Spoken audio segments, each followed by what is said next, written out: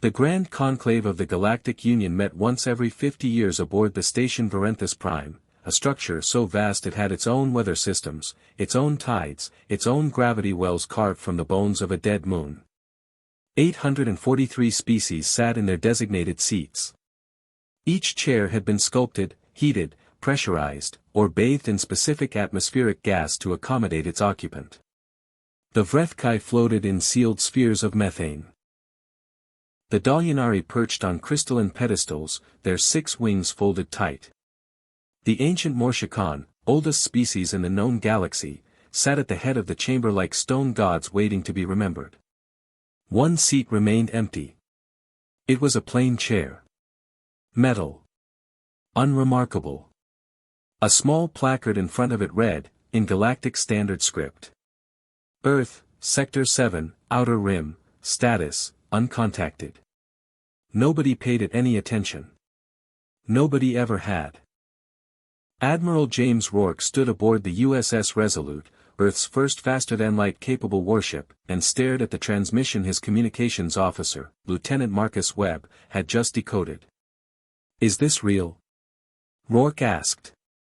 Webb ran the verification 3 times. "Yes, sir. It's a live broadcast from the Galactic Union Conclave. We've been receiving their signals for decades.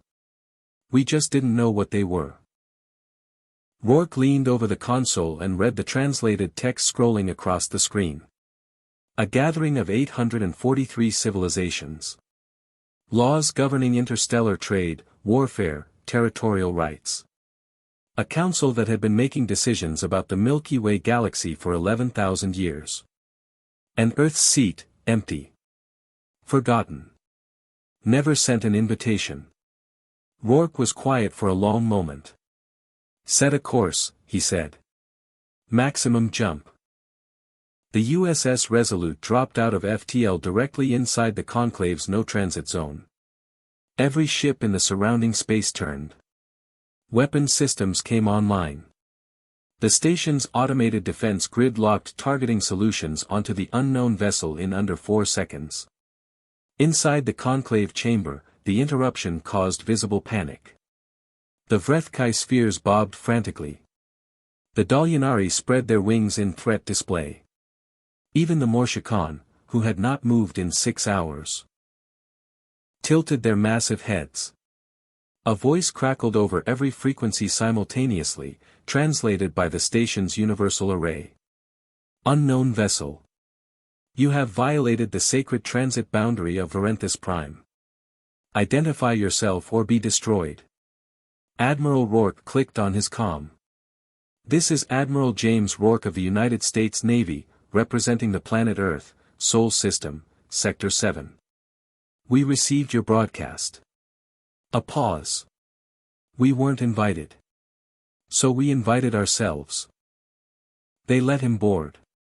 Partly out of protocol. Mostly out of stunned curiosity. Rourke walked into the Grand Conclave chamber flanked by Dr. Ellen Foster, Earth's top xenolinguist, and Sergeant First Class Daniel Briggs, who looked like he could arm wrestle a Vrethkai sphere and win. The 3 of them, 3 humans, stood before 843 civilizations and did not flinch. The Morshikan elder spoke first.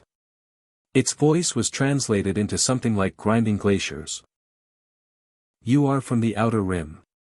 Primitive. Pre-contact. You should not be here." Rourke looked at the empty chair with Earth's placard. He walked to it. Pulled it out. Sat down. The chamber erupted. He waited.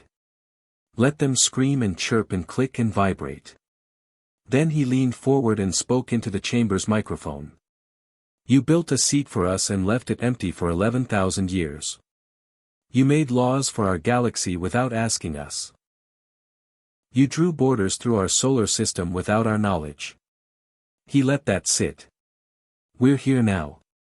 The seat isn't empty anymore. You have no fleet," the elder growled.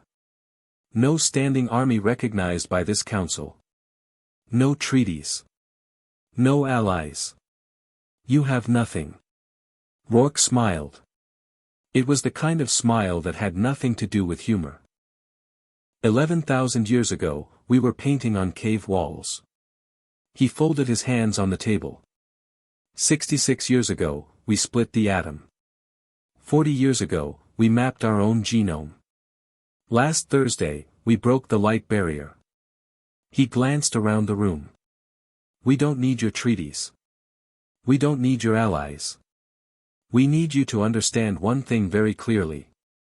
He tapped the placard with Earth's name on it. We don't bow. Not to gods.